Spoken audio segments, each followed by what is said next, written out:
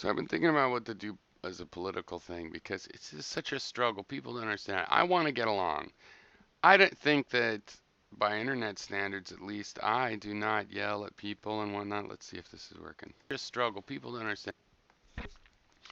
So I do go sometimes, and I want to err on the side of being honest. And I think it's a privilege to relax and be able to be blunt to a certain degree. But, people still get their feelings hurt. But basically, compared to the internet standard, and I take as well as I could give. I don't seem to hold it against people a little bit of you were hoodwinked by that person you voted for. I mean, some of this is pretty predictable actually. And I really don't like the gotcha stuff. I want to be able to put up facts and stuff that might convince somebody when they go into a meditative repose on their own in their own style. But, I've told plenty of people about facts and they don't necessarily disbelieve it. And of course, it's not going to change them around. They'd have to be gullible. No, at the best, they can go, I'll have to look into that. Maybe they'll learn something. Maybe if something comes up later, it'll ring a bell for them and have an influence. But really, in the here and now, I mean, I just want to know other people's opinion. Now, I've learned a lot about other people's opinions, and we have a real problem in this country and across the world. Okay? Because if some kinds of breeds of dogs and individual dogs like the cold, and some breeds and individuals of dogs like the desert, then a group of them, wondering where they should go when they're in the jungle, which neither one likes, let's say, there is no absolutely correct answer. The optimal answer depends on what the group wants, and maybe the group should split up. I don't want to split up, but the thing is, I don't believe there's just one way. Like skateboarders and surfers are willing to take the risk of broken arms, scraped, and mutilation for the pleasure they get from their skateboarding and their surfing. I don't really want to, it would be fun, but it's not really worth risking that. I thought twice about putting on my skates and going out on the lake. And I figured, well, that's worth risking because you don't necessarily have to get mangled and broken legs, and you could be careful. And I might turn out to be wrong about that. So I don't want certain things that other people want. I am willing to accept certain risks and not other risks. They're willing to accept other risks and not certain risks. So that's why it seems like we probably need to disassociate, a friendly disassociation. I'd rather have somebody that, seems a little authoritarian as a neighbor rather than thinking they're my direct boss. I'm willing to work with them and acknowledge their influence or whatever, um, as well as their humanity or whatever. But, I don't really want to be in that system, and I get why you don't want to be in our system, or meaning the system of people. I'm not alone in the system that I more or less prefer. I'm probably pretty alone in the system that I specifically think would be good, but there's a lot of things that I would prefer that I have. There's other people that agree with me. I don't want to torture. I don't want a police state. Oh, but what if we could have found a terrorist? No, I'd rather invent a state where we don't just spy 24/7 and get in each other's business because it's too much noise to that signal as far as I'm concerned. It's not a way we have to live. We have so many checks on our movement and whatnot. The cameras on all the stoplights make me uncomfortable, but I'm kind of okay with that. It's a public place. I get that there can be a value to that, but there also has to be a limit. And we're way beyond that limit. And also, torture, though, that's less negotiable. And it's like, well, negotiable, we're going to do it. Yeah, I know.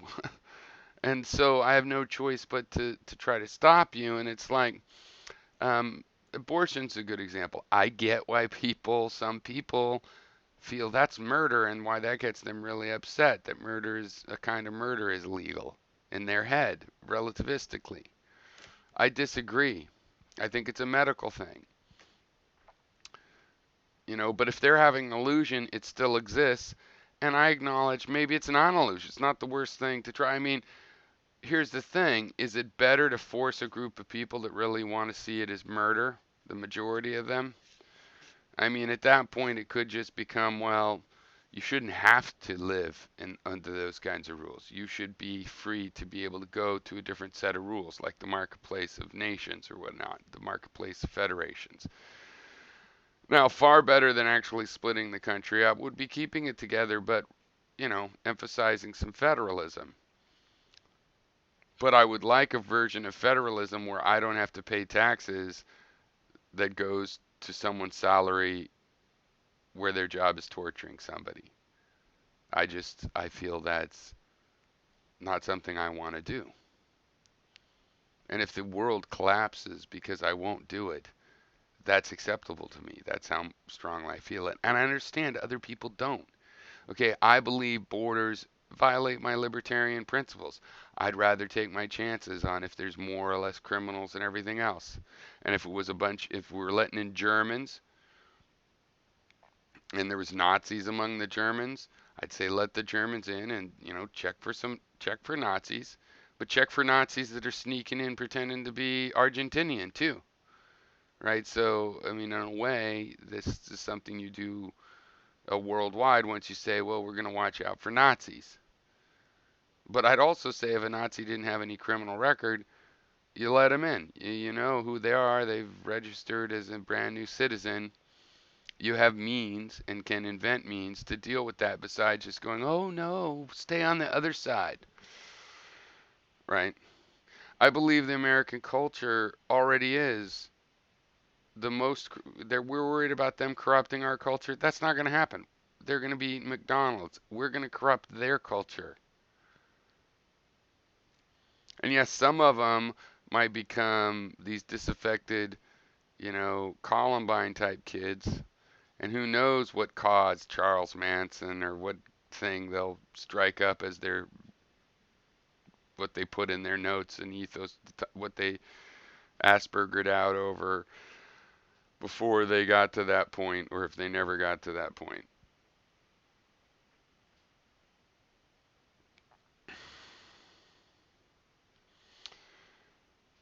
So, anyway, what I was going to do, though, because I can't think of anything to say on that subject, is just watch this nice guy here. I found out about him because he debated War Corps.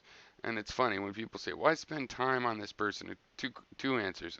One, it's like the myth of Sisyphus by Camus. Why you roll the stone up the hill. And two, it's things like this. Why do I watch War Corps? I mean, I'm kind of monitoring the culture. I'm mildly amused in that, or he's mildly watchable or whatever. And then the people that will come up against someone like that can be, it's like he's a sounding board to find. And I like this. I want to call him a kid because now that I'm 49, I get to call everybody kids, I think. But whatever. He's in university, I think. I like this guy. He's made some debate videos and now he's making regular videos. So I watched his last one here, which I really liked. Very insightful. And he's super likable person. Like you could tell he's friendly and whatnot. Likes to argue with someone like War Corps because, I don't know, not judgmental, whatever it is. Anyway, so I thought let's watch this one together, a question of gender. Genders are there? It's a question that gets asked a lot on YouTube, and the answer that is often given is 2. And I don't think that's necessarily the case. Whilst most genders are male and female, given the indication that they are 2, to ignore the existence of people who don't necessarily agree with the binary structure of gender is silly and obtuse.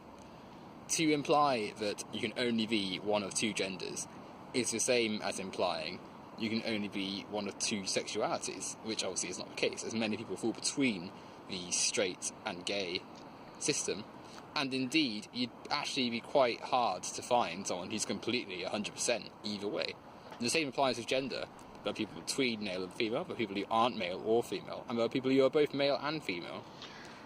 Right. What people that deny this aren't getting, I think, Owen, is um, that's what we're using the word gender for.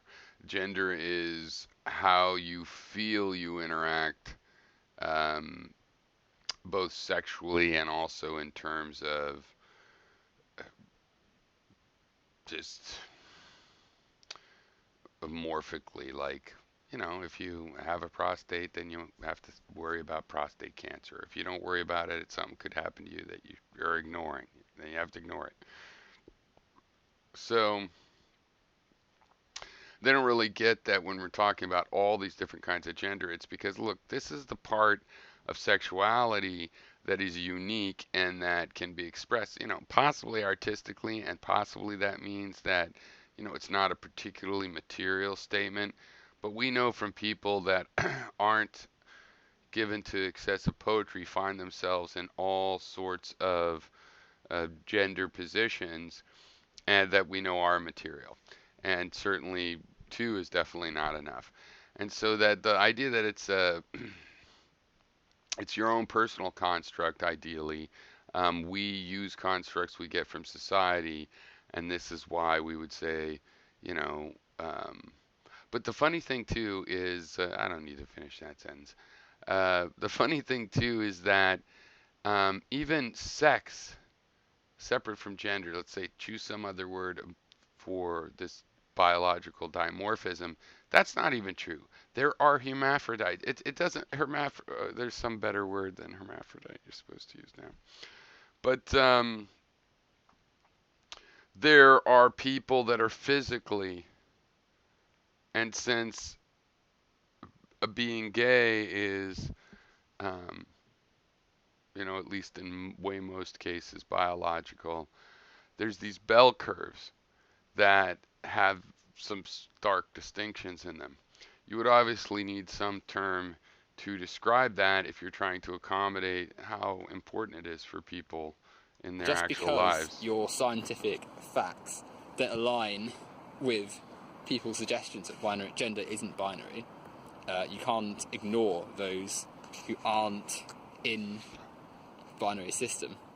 Certainly, when there are so many who are in a non-binary situation, we shouldn't be so close-minded as to ignore these people. I mean, I think it's entirely it's silly to base your system on something that eradicates the existence of other people's genders.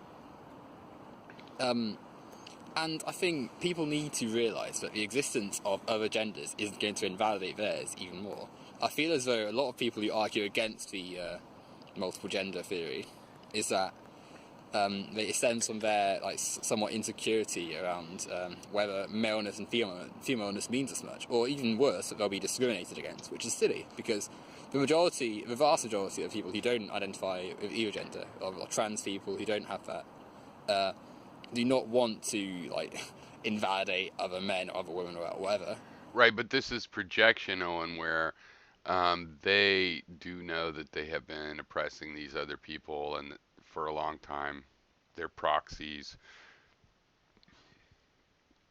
even if it's just other people, and they would never do it. And they don't want to be in that situation. But at the same time, you shouldn't have to have your gender so threatened or feel so threatened by other people's existence on a different non-binary spectrum. A good metaphor I've used in the past is that of a number line. Gender is like a scale between 0 and 1. Well, 0 and 1 are the most common numbers on that scale. To say that 1/2 doesn't exist, a third isn't a real number, 1.5, 0.2 is an unrealistic situation. All these things would see you laughed at of any serious mathematician. It's the same thing with gender. Male and female are the most common ones, but there are people who are in between or neither, and that can't be eradicating them from existence. And people there are people who are trans who would say that there are only two genders and it's invalidating to say that there's lots and lots, but really you exist in the power. If you're saying things like, oh well, it's making it harder for trans people to be accepted fully, then you shouldn't be aiming at people who don't identify as a binary gender. You should be taking aim at people who are transphobic and who have silly prejudiced views, and be saying, oh, well, why are these people See how smart he is? saying that these people's existence devalues mine? Someone like Blair White, for instance, who gets overly defensive of the binary structure, shouldn't be having to say that for reasons like, oh, well, you're helping promote transphobia. This is why people don't like trans people, or trannies, as she eloquently puts it. I wonder what Quintica would critique, because see, he's a very, very reasonable person. Because I watched this Kazume Fowler, this other guy with the cat, I forget his name, um, and they're like, okay, people, I'm sure I like him, but then again, I don't like Kazume's uh, stylistics of his message and what he worries and furrows his brow about. Meaning, it's not what I would advocate. I think he's probably a fine person, well intentioned, good, not a danger. Um, but my critique of the message, I don't often agree very thoroughly with people that are allegedly on my side just because we support, similar policies, which are approximations of what we'd really prefer. But I think Owen is really smart at the point that I'm expecting to get ideas from him, not just see if he has good ideas. And if you are saying that, then you have to realise that you're not helping people who are in similar situations. Like, people who are trans should have the empathy to realise that there are other people who don't necessarily conform to their assigned gender or like the binary system, and essentially like have similar views. So, I mean, why you should be taking your views from someone like Blair White anyway is a bit questionable. But either way, like, more empathy and sympathy is needed, and really you need to be normalising people who are non-binary, because they are normal people that just happen to be different in one particular way, just like everyone else. Like, there's always going to be differences in life. And the people who are claiming, oh, well, it's scientifically wrong, and, oh, well, if you're identifying as this, then I'm a helicopter. Like, the same arguments that were levelled against homophobia. Like, people would say in the early 2000s and stuff, oh, well, if you can marry a man, then I can marry a goat. And other demeaning arguments which compare homosexuality to, bestiality. It's the same thing. Like, just because there's lots of genders and people are identifying as more than just male and female, that shouldn't mean that, oh, well, it's all silly now. Like, you shouldn't be so insecure as to feel threatened by this thing, as I said earlier. Like, Right, because it's about your having permission to discover your own thing and include in your gender all of your fetishes or kinkiness. You know what I mean? Like, if whether you like playing with, you know, genitalia that you have on your own body or genitalia you don't, because basically other people, you never have their genitalia. Why does that ultimately have to be the only distinction compared to, yeah, maybe it's of a lesser detail to most of our interests of categorizations, but whether you are into feet or legs or hips or shoulders. So smart, this kid. there's more to life than getting wound up by how other people feel about gender inside their mind. Yeah. And another one is the idea that if you have a penis, then you're male, and a vagina, then you're female. Again, gender is something that's in the mind. Like, it means different things to different people. So whilst I might attach my penis to being male, someone else with a penis might not to consider themselves male. I think what a lot of people miss is they're like, that's not what it means. No, look, words can have multiple meanings. Sometimes things even double up or there's a struggle, fine. Ultimately, push comes to shove, it's culturally important, but for the people that need a word, we need a word to describe this aspect of what you feel about boyness, girlness.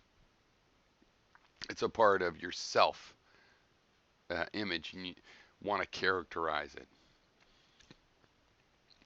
And you ought to be able to characterize it. It doesn't have to be perfect. You're not the ultimate authority even on it, every aspect of it. But it's definitely a spectrum. And it's silly to apply your own views on gender to everyone else. It's like, again, like, you wouldn't do that with other things in life. You wouldn't say, oh, well, you're wrong if you don't like strawberries because I like them and they're a good fruit. Like, you'd sound silly saying something like that. And it's the same thing, sort of. Like, gender for different people means different things. So you shouldn't be so fretting as much over something like that. Um, and really, you're not going to combat transphobia by like claiming other genders are invalid or less significant. Really, the way to combat these things is to normalise the idea that people exist without binary structures and accept that and go through life thinking that people like this aren't abnormal or like liars or transgenders, as many anti-feminists and anti-SJWs like to say a lot. That makes me wonder if, in such a case as you're describing, which I'm not really directly familiar with, but I understand is out there, that those people want to be special. Like, they want an outcast status that is recognized by the mainstream as outcasts and sort of getting the gold star of being outcast. And that's what they don't want watered down, maybe. I don't know. Just thought. Um, we need to essentially cultivate a culture that is nicer and more open to these people, because then you'll have a system where these people aren't seen as abnormal or silly, but just as different people, a minority that is harmless and just a part of life. Um, and really, that goes for all things in life. Really, I think if there was less antipathy and negativity towards things that are different and things that perhaps don't fit with your streamlined version of events and concepts, then the world would just be a better place. That's it, really. Well, that's great. I like this guy. Very likable. Not that that's important, but I'm just saying, with YouTube style, and we need some new leaders, and British accent never hurts.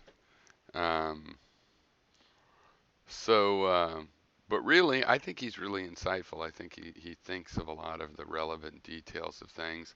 It's very fair. And if you notice in that video, he just spent what, more than half of it saying, transgenders, don't you be part of the problem.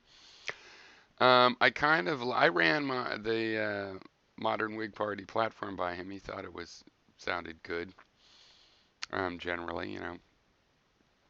Um, but he spent, a lot of that video, doing what people always say you should do to the other side. You should spend more time denouncing or correcting your own side. And he did that, and he did it really well, which also continued to make his point against the other side type thing. Really, we're not all on different sides. We just have different opinions, right? The side that we all need to be on is that we want it to be peaceful, for there to be time for camping trips or whatever. So, all right. All right, cheers, everybody.